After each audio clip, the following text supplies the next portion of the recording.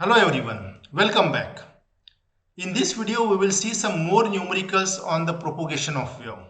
So without wasting any much more time, we will quickly jump on the numerical because I have told all the formulas based on this propagation of waves. So let us quickly jump to the numerical and we will solve this. Now see what is given. The electric field intensity associated with a plane wave travelling in a perfect dielectric. जब भी perfect dielectric आपको बोला जाता है तो perfect dielectric is non magnetic medium, ध्यान में रखना है। ठीक है, अगर परफेक्ट डाइलेक्ट्रिक अगर मैं बोल रहा हूं या न्यूमेरिकल में अगर दिया हुआ है so it will be non magnetic medium, ध्यान में रखना है। और for non magnetic medium already मैंने बताया कि mu r is equal to क्या रहता है आपका 1। दूसरी प्रॉपर्टी परफेक्ट डाइलेक्ट्रिक मीडियम की ये है कि ये नॉन कंडक्टिंग मीडियम रहते हैं और नॉन कंडक्टिंग मीडियम के लिए ये रहेगा आपका सिग्मा इज इक्वल टू 0, यानी उसकी कंडक्टिविटी रहेगी हमारे पास 0। ये थ्योरी में ऑलरेडी हमने देखा हुआ है। ठीक है, just it is the revision of that theoretical portion. तो जैसे ही परफेक्ट डाइलेक्ट्रिक मीडियम बोलते हैं ये दो पॉइंट आपके सामने आना चाहिए।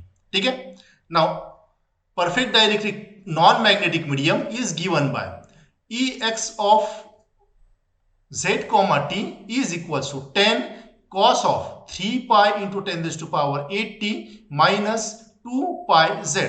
तो इसको पढ़ना किस तरह से, ई एक्स ऑफ जेड टी, इसका मतलब क्या, ई एक्स यानी इलेक्ट्रिक फील्ड जो है वो कौन सा कंपोनेंट दिया है, ई एक्स कंपोनेंट दिया हुआ है। ई एक्स कंपोनेंट दिया हुआ है, इसका मतलब propagation of this electric field is along the x direction. Bracket में z कॉमा t दिया हुआ है, इसका मतलब your wave is travelling along z direction and it is varying with respect to time. You have to remember E x of t, z comma t, इसका मतलब your electromagnetic wave is travelling along the z direction and it is varying with respect to time, right. और उस electric field का x component दिया हुआ है and that is equal to 10 cos of 3 pi into 10 raised to power 8t minus 2 pi z। तो ये जो equation दिया हुआ है उसका स्टैंडर्ड इक्वेशन जो रहेगा हमारे पास that is E z of t, it can be written as A, that is the amplitude of the electric field, that is cos of omega t minus beta z. ये standard equation है electric field का which is varying with respect to time, right, where A is nothing but the amplitude of the electric field, right, omega is nothing but the angular frequency, t is nothing but your time, beta is nothing but your phase constant and z आया हुआ है, इसका मतलब the wave is propagating along the z direction, right, it is in volts per meter।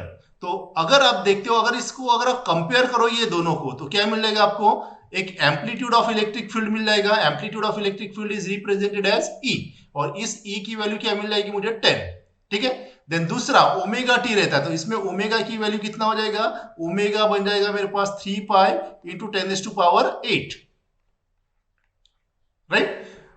Then minus beta z रहता है तो beta की value कितना बन जाएगा मेरे पास, बीटा बन जाएगा यहाँ पे 2 पाई। तो ये जो इक्वेशन दिया है उसको स्टैंडर्ड इक्वेशन के साथ आपको कंपेयर करना है तो आपको ये तीन वैल्यूज मिलेगी, ध्यान में रखना है। ठीक है, इन तीन वैल्यूज में से आपको क्या कैलकुलेट करना, देखिए कॉम्प्यूटेड फ्रीक्वेंसी, फ्रीक्वेंसी निकालना है। ठीक है, तो ओमेगा दिया है तो फ्रीक्वेंसी आपको मिल जाएगा because omega is 2 pi F, तो इसके ऊपर से आपको फ्रीक्वेंसी मिल जाएगी because 2 pi is constant. Wavelength निकालना है आप लोगों को, दैट इज लैम्बडा निकालना है, तो lambda is equals to perfect dielectric medium, तो ये एयर मीडियम रहता है, परफेक्ट डाइलेक्ट्रिक मीडियम यानी एयर मीडियम, ध्यान में रखिए, राइट। तो ये हो जाएगा हमारे पास v बाय एफ, अगर आप यूज करते हो तो लैम्बडा भी आपको मिल जाएगा। देन वेलोसिटी ऑफ प्रोपोगेशन, तो वेलोसिटी ऑफ प्रोपोगेशन भी आप निकाल सकते हैं, राइट। तो let us go and see this one. तो वेलोसिटी ऑफ प्रोपोगेशन निकालने के लिए v is equals to omega divided by beta, ठीक है, और that is also called as the VP, that is omega divided by beta. तो ये भी आप फॉर्मूला यूज कर सकते हो, right. So let us go and solve.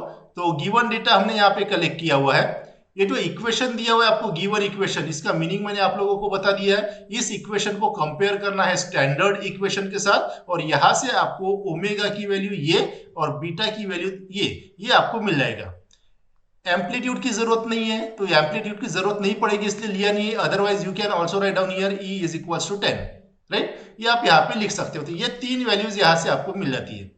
तो पहला पैरामीटर जो निकालने के लिए बोला है आप लोगों को दैट इज फ्रीक्वेंसी, तो आपको पता है omega is 2 pi F, right, omega is 2 pi F. So therefore f can be written as omega divided by 2 pi, right? और ओमेगा आपका आया हुआ है 3 pi into 10 raised to power 8 divided bye 2 पाई अगर आप करते हो तो फ्रीक्वेंसी आप लोगों को मिल जाएगी 150 into 10 raised to power 6 hertz, और you can write down f is equals to 150 megahertz. You can write down like this. So calculating the frequency is simple. Now next is you have to calculate the wavelength. तो wavelength का formula v by f हमने बोला था, लेकिन v नहीं है हमारे पास, ठीक है. लेकिन लैम्बडा का दूसरा फॉर्मूला भी मैंने आप लोगों को बताया था, lambda is equal to 2 pi divided by beta. ये भी फॉर्मूला हमने एक न्यूमेरिकल में यूज किया हुआ है. तो इसके ऊपर से आपको पता है 2 पाई इज कांस्टेंट, और बीटा की वैल्यू कंपैरिजन से आपको मिला था that is 2 pi. You can see from the last slide beta we have got as 2 pi also. See, you can see the beta is 2 pi. तो यहाँ पे beta की वैल्यू भी आप लोगों को रख देना है. तो 2 pi divided by 2 pi that is 1. So wavelength is 1 meter. And the velocity of propagation अभी मैंने बताया था आपको vp is equals to omega divided by beta. Omega divide by beta. तो ओमेगा की वैल्यू यहाँ पे रख दिया है मैंने, that is 3 pi into 10 raised to power 8 divided by beta is 2 pi. तो ये वैल्यू कैलकुलेट अगर आप करते हो तो velocity of propagation it is coming to be 1.5 into 10 raised to power 8 metres per second. तो इस तरह से ये न्यूमेरिकल है. सिंपली यहाँ पे नया क्या है, इसके प्रीवियस न्यूमेरिकल्स में कुछ पैरामीटर्स आपको दिए रहते थे, यहाँ पे डायरेक्टली पैरामीटर नहीं दिया हुआ है, आपको इक्वेशन के फॉर्म में कुछ पैरामीटर्स दिए हुए हैं. तो इक्वेशन कंपेयर करके वो पैरामीटर्स आपको पहले निकालने पड़ेंगे, then and only then you can use that parameters in the further formulas to calculate the unknown values. So hope आप लोगों को ये न्यूमेरिकल समझ में आया होगा. नहीं समझाए तो फिर से रिपीट करके देखिए. वैसे तो सारी चीजें मैंने आप लोगों को यहाँ पे इस न्यूमेरिकल रिलेटेड यहाँ पे बता दिया है. तो होप आप लोगों को समझा होगा. That's all for this video. Thank you very much.